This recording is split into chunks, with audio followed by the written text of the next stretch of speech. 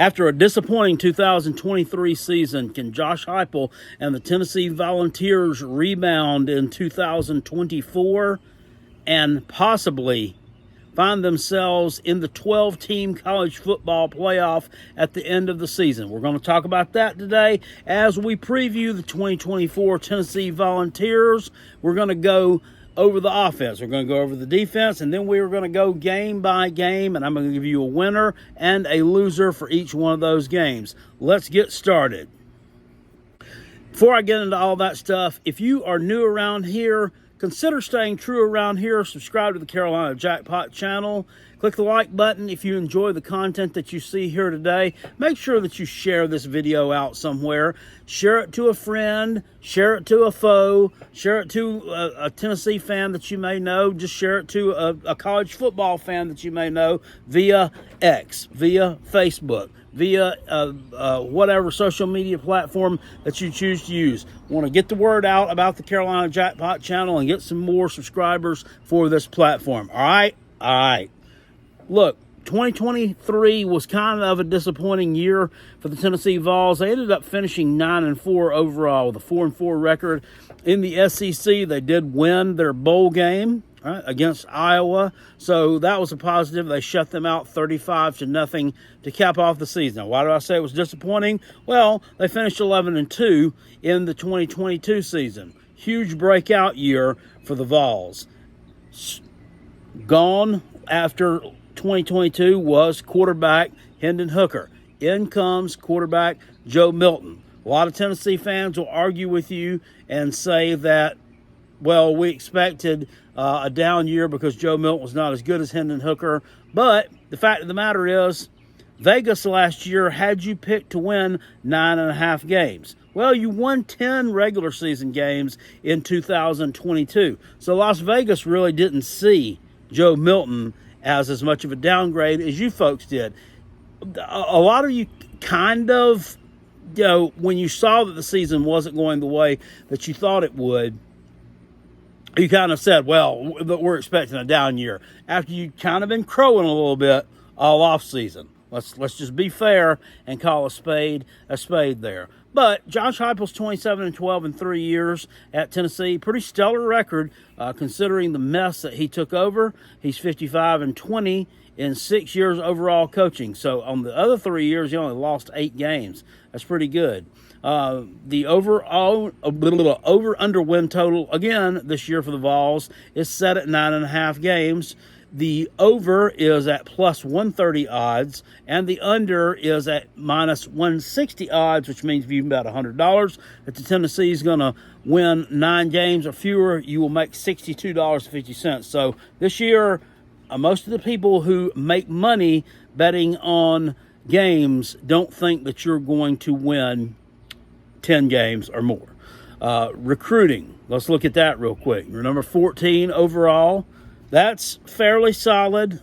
Doesn't rank at the top of the SEC, but it's a really solid year nonetheless. You're number 32 in the transfer portal.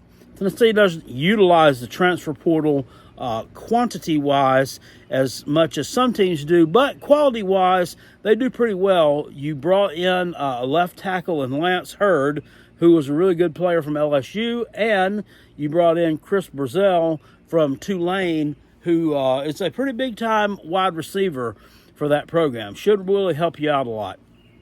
It's all going to hinge here offensively on the play of sophomore quarterback Nico Iamaleava. I hope I'm trying to say that right. Number 2 quarterback in that class of 2023. Some say he was number 1 and Arch Manning was number 2. Some say, Arch Manning was number 2. He was number 1. It doesn't matter. He was really, really high in the class of 2023, the number 1 prospect out of the state of California, and seems to have the speed and the arm and the awareness of where he's at on the field to have some really good dual threat ability and be a really, really good fit for the Josh Heupel kind of a hurry up kind of offense, where the kind of misnomer is that they throw the ball 150 times a game when they really run the ball a lot as well. Just speed the game up, kind of catch your defense napping, catch your defense getting tired, and then they run it in raw on you. That's pretty much what that offense is all about. A lot of folks call it a gimmick offense. I've kind of gotten away from that, especially with the trash talk with the Tennessee man and the South Carolina man. It really has died down a little bit. A little bit, because we don't play you guys for at least the next 2 years. So I'm really just kind of calling it for what it is. I mean, it's not a gimmick offense. It's actually working well. So we can definitely say that. Now, concerns. Your running back room is kind of thin. All right. Your best 2 running backs are gone. The starter is going to look like supposedly going to be Dylan Sampson, who's your number 3 running back last year. He did score 8 touchdowns on the season, but you got to take into account 4 of those were against Virginia. So, the other 4 were not against Virginia, and they were spread out all throughout the year. But 4 of them against one of the worst teams on your schedule. Kind of concerning. Did rush for over 100 yards in the bowl game against Iowa, and supposedly Iowa was supposed to have a good defense, but sure didn't look like it that day. Your 2 backups behind Dylan Sampson both missed spring with injury. So that's kind of a little bit of a head scratcher there. Well, not really a head scratcher. It's kind of maybe a reason for maybe a little bit of concern, maybe not a lot of concern. It is spring, but South Carolina had a few players who did not see action in spring practice as well. So that is what it is. In the wide receiver room, you return Squirrel White, Dante Thornton, both really good players with some speed about themselves. And you bring back Brew McCoy from injury. He was injured actually in the game against the Gamecocks last year, broke his leg, and it was just a nasty-looking injury. Is he going to be what he was in 2022? So Brew McCoy was like, I think, class of 2018 maybe. He'd been at USC and decommitted, maybe. Was that how it worked? And then maybe he went to Texas, or maybe that flip-flopped to one or the other, and he didn't want to go. And he decommitted from one and went back to the other, and I think he was at USC for a few years. We really didn't see a lot of playing time.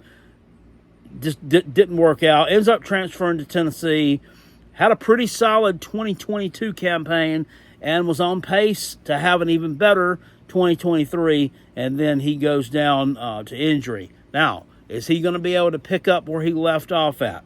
That was a pretty nasty injury, but sports medicine being what it is nowadays, all the advances that have made, hopefully this guy is able to continue his career because he is a really good player when he's healthy.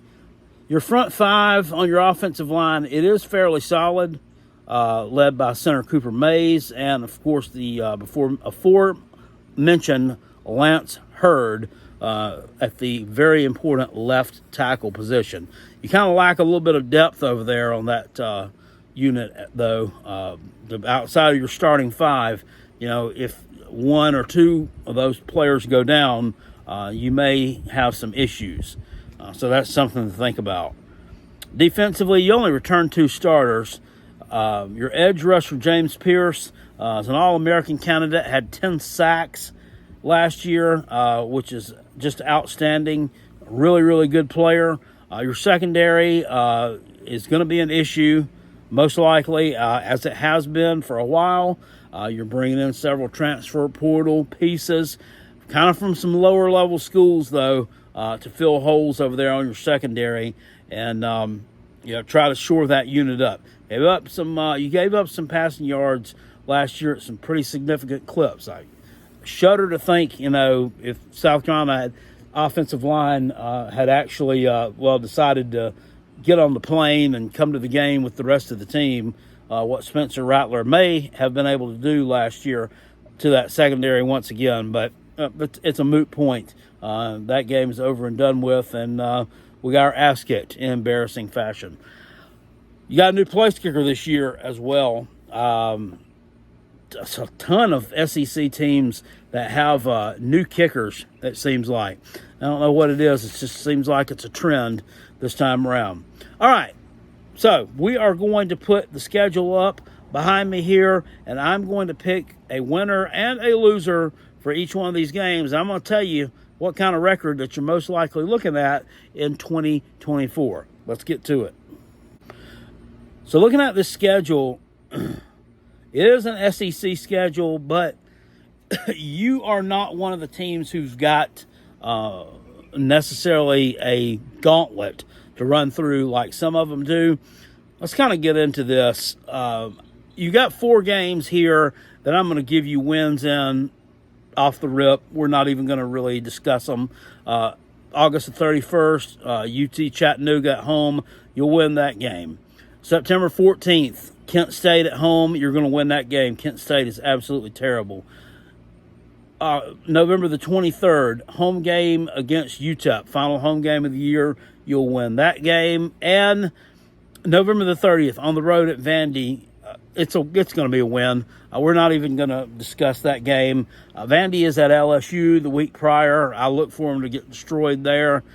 And despite the fact that I do like some of the pieces that they've brought in offensively to kind of maybe change the mindset there, and despite the fact that Clark Lee is taking over the defense and he's going to do the play calling and serve as the coordinator for that side of the ball, I just don't see Vanderbilt having the roster to compete against much of anybody in the SEC. They've lost a ton of guys to the transfer portal, too. If Vanderbilt has anybody who turns into somewhat of a star, they're gone. The schools who will pay more NIL money are just going to get them. And not that, I think that Vanderbilt actually has money. They just don't invest it in athletics the way that a lot of schools do. So, until they start ponying up, they're not going to be able to compete that way. So, getting into the other 8 games on your schedule here is 1 non-conference game we're going to talk about, and then 7 SEC conference games. September 7th, you take on NC State in Bank of America Stadium in Charlotte. This is not the Duke's Mayo Kickoff Classic, I guess. That would have been if it was the week prior, which is kind of weird, making sense to me. But this is a dangerous game for Tennessee. They, pronoun boy, being NC State, won their last 5 regular season games last year. Of course, they lost the bowl game to Kansas State. Quarterback Grayson McCall is going to take over. He's transferred over from Coastal Carolina. Had 4 pretty solid years there, but let's not kid ourselves that he was some great quarterback. He was really, really good during the COVID season, but 21, 22, and 23, the numbers kind of just seem to fall off a little bit. Can he regain the form that he had during 2020 during the COVID season? I'm not sure if he can or not, but he has some weapons there. KC Concepcion, wide receiver, who is a sophomore this year, was a freshman All-America last year. He's a very good player. And he's kind of one of those Swiss Army knife type guys who can do a lot. He catches a lot of balls, but he can run it as well. And he's kind of a home run hitter when he's got it in his hands. He's a really good player, but outside of that, there could be some problems there. NC State doesn't really have. They're not packed with talent like a lot of teams are. Like Tennessee's got 3 or 4 wide receivers who would probably kind of be stars on this team. So that's something that we can kind of look at. Transfer Jordan Waters is a guy that's going to be a big part of NC State's team. He's a running back from Duke, very good last year, rushed for about 800 yards. They returned 4 players on the offensive line. They've got some holes on the defensive side of the football, though. This is a dangerous game. Right now, I think you're favored by 5.5. And Dave Doran has been at NC State since, I think, 2013, 2012, 2013. I think Mark Stoops arrived at Kentucky about the same time that Dave Doran arrived at NC State. Been a really, really good coach. He's averaged 7, 8, sometimes 9 wins, somewhere in that neighborhood. They did have one year where they only won 4.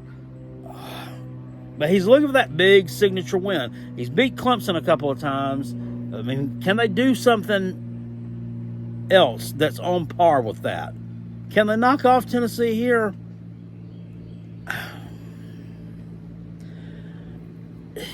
You know, I just looking at this and just thinking about Concepcion and what Grayson McCall may be able to do. Man, I had Tennessee picked to win this game. I don't know about you guys defensively. I just don't know. Am I going to talk myself into flipping this pick? No, I'm not.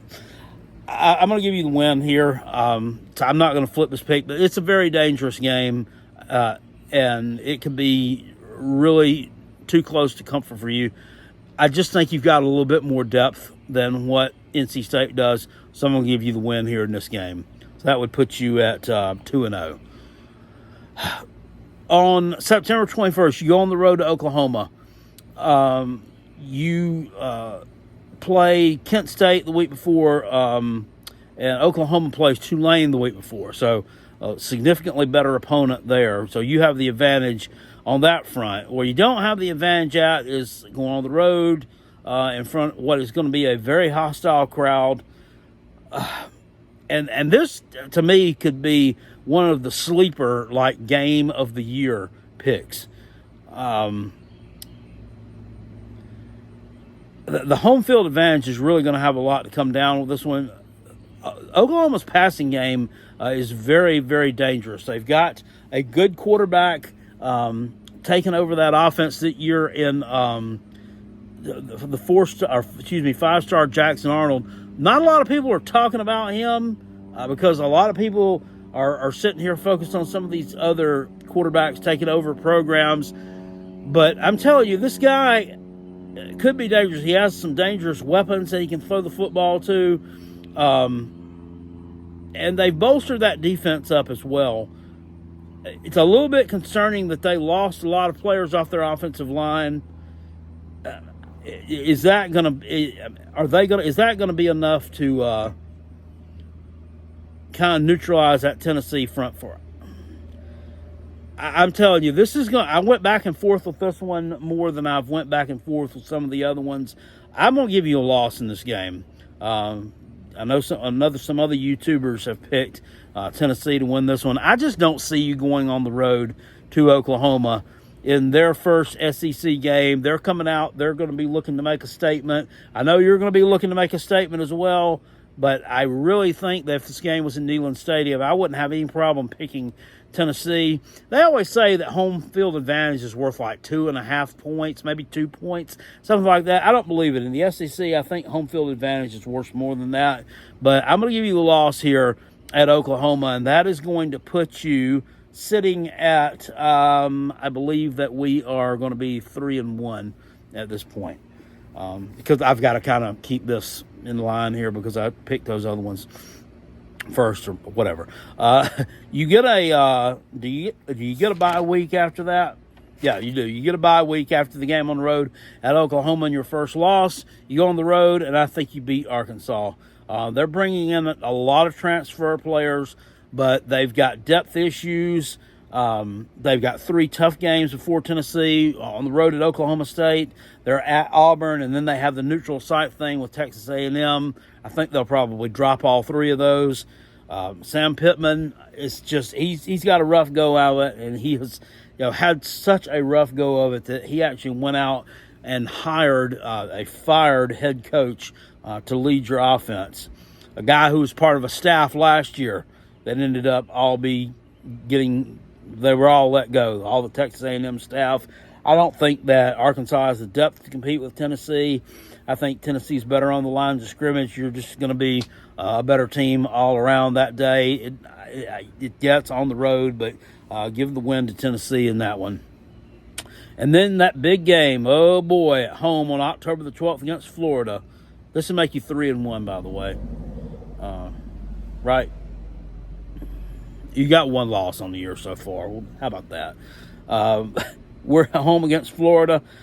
Graham Mertz is a good quarterback. I think he's been underrated a lot. I think that a lot of people don't want to talk about what a good job that he did last year, because all they did all offseason was talk shit about how horrible of a quarterback he was going to be for Florida, and what a bonehead move that it was by Billy Napier bringing this guy in from Wisconsin when he couldn't hit the broadside of a barn at Wisconsin and threw more picks than he did touchdowns. Well, Wisconsin was just a totally different offensive system, and he apparently got something right at Florida.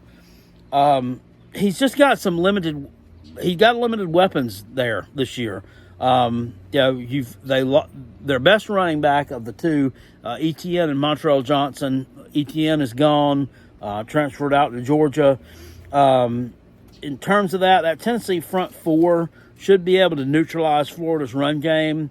And it's a big game for you. Last year, you lost this game on the road, and really there was no reason for that. It was really one of the head-scratching losses of the season. This is a big game for Tennessee. It's much like the game against South Carolina was last year, right where you're going to be in revenge mode. I think you guys are probably going to wear your Halloween uniforms. This time it'll only be, 2 weeks before Halloween instead of a month before Halloween when you won them against the Gamecocks. But for the second time in a row, I think that Tennessee beats Florida in Neyland Stadium. They've just got an absolutely brutal schedule this year. Everybody's talked about it, and I don't see them winning on the road here. I think you end up winning the quarterback matchup here, just simply because Tennessee has better weapons and more weapons. So that brings us to the third Saturday in October. On the 19th, you play Alabama at home. This is a team you had on the ropes last year, at halftime anyway. And then in the second half, I don't know what happened, but you just absolutely fell apart. Alabama took 100% control of that game, and rest is history. I think the Tennessee front four could neutralize Jalen Milroe running game. Now, he can beat you with his arm, but and we know we've already talked about your secondary, but for some reason I think that you guys. Maybe Alabama's just not ready. I'm not sure what makes me feel this way. I can't really put my finger on it where you're going to have an advantage here, but I think that you upset Alabama. Well, maybe it'll be an upset, maybe not by that point in time. Who knows what Alabama's going to be doing? People talk about that in the offseason and say, well, you're going to upset so-and-so this week. Well, maybe it's not an upset by the time we play. Maybe Alabama's lost 2 or 3 games. It's highly unlikely, but it could be. And in that case, I think Tennessee would be a favorite if Alabama had lost 3 games already by that point in the season. It would have meant their season's gone totally off the rails. So here we are, just sitting around with 1 loss still going into November. And here's what you're not going to like. And here's where you're going to tell me I'm an idiot in the comments section. And that's totally fine with me. I think you drop this game to Kentucky on November 2nd. This is a team that returns 9 starters on the defensive side of the ball. They didn't play you real bad last year either. Devin Leary had probably one of his better games at Kentucky last year against that Tennessee secondary. Their defensive line is going to get after you. They're going to bring some pressure. And your advantage here is this game is in Neyland. And Kentucky has generally had a very, very tough time in Neyland. But I think Brock Vandergrift is one of those people that he may be one of these volcano-type players. And I mean, he's just ready to erupt and come into his own here. I think that he's probably going to be one of the better gets out of the transfer portal in this 2024 cycle. And he's got a bevy of wide receiver talent there. And Dane Key and Barryon Brown. I think these guys may be able to expose that weak secondary a little bit. Your last win versus you guys was actually in the COVID year when Jeremy Pruitt was there. You had a terrible season then, so I don't know that I really count that one. But these guys they're going to be gunning for you. Mark Stoops has faced a lot of scrutiny from these people for not being able to beat Tennessee. And even though you do have a bye week in between there, I just think that I think you have a bye week. Let me make sure you got a bye week. I got to always look back at these notes. Yeah, you have a bye week in between those two. I still think that you come in still riding that Alabama win just a little bit too much, and I think Kentucky gets you in Neyland Stadium. They're due, guys. I don't know what else to tell you. They're due to knock you guys off.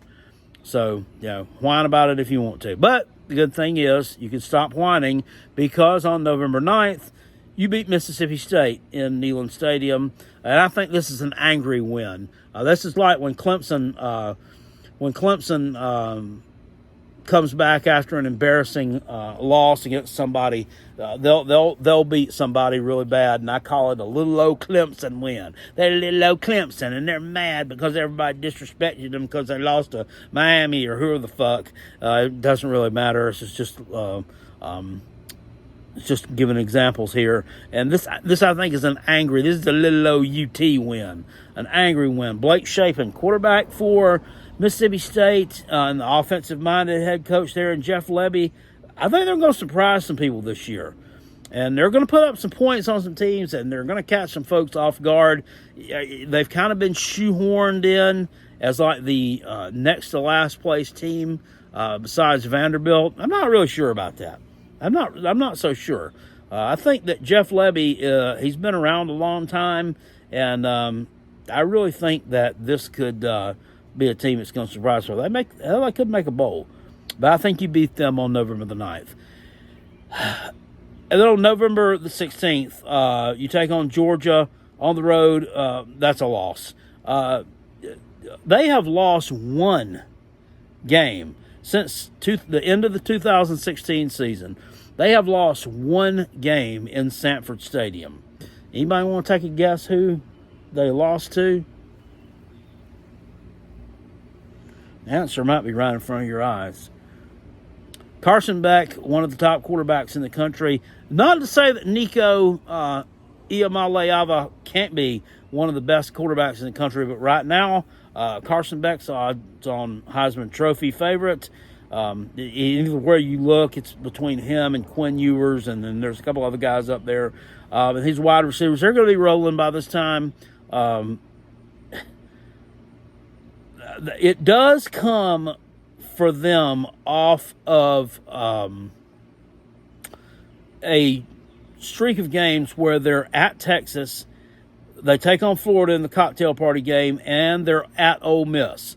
So that could benefit you. Those are two really tough games sandwiched in with the Florida game, which Florida has been known to play Georgia tough at times, even when they're down. This year, I don't know how that's going to go. I don't know if they're going to be in give-up mode or, I don't know if will have pulled off a few upsets by that time.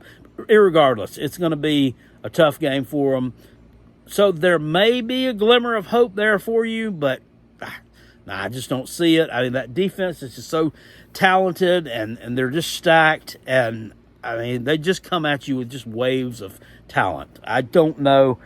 I think they may lose the game on the road at Texas this year in a battle of elite quarterbacks.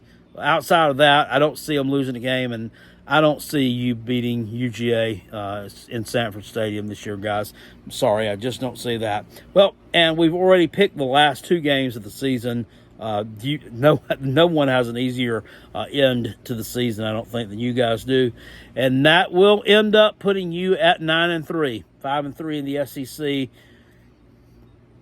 It's probably not going to be enough to get you into the college football playoff, because I would expect Oklahoma's going to finish somewhere around 7-5. Kentucky's probably going to finish somewhere around 8-4.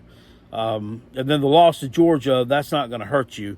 But we've also got the win against Alabama there, so that may help you out. So there's a possibility you could be in the college football playoff. Have to see how it all shakes out.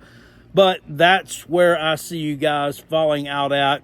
Please, tell me I'm stupid, but the past 2 seasons, it kind of looks like Tennessee has had really good years. Well, not last year wasn't a really good year, but you've lost games that you shouldn't have lost. You lost to South Carolina in 2022. You lost to Florida last year. Two teams that you were better than that beat you. So I don't think that this Kentucky pick is that outlandish. So, all right. I'll see you guys later on. I appreciate you watching. Leave down in the comment section below some more teams for me to do. Right now, we've got, I think, the Citadel. We've got UCF. We've got, I don't know. I can't go back through my list, but I got some more teams that we're going to do later on. So I'll see you guys later on. Appreciate you very much. Peace. I'm out of here. Go Gamecocks. Catch you on the next.